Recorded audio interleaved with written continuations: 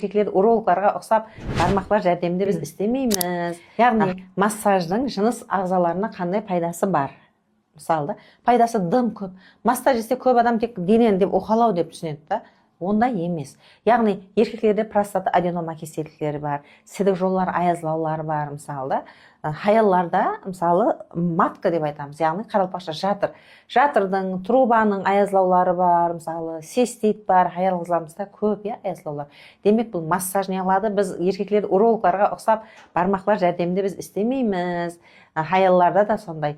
Бұл да 8 көз арқалы, яғни бұл қуықтың точкалары болады.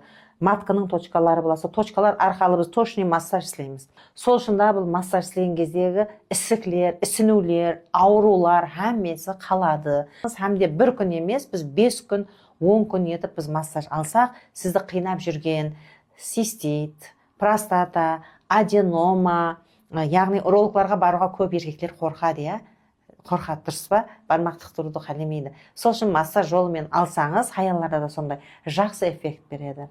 Сол үшін төменгі телефон номерлерді жазып кеттік. Сұраулар болса, әлбетте жауап береміз.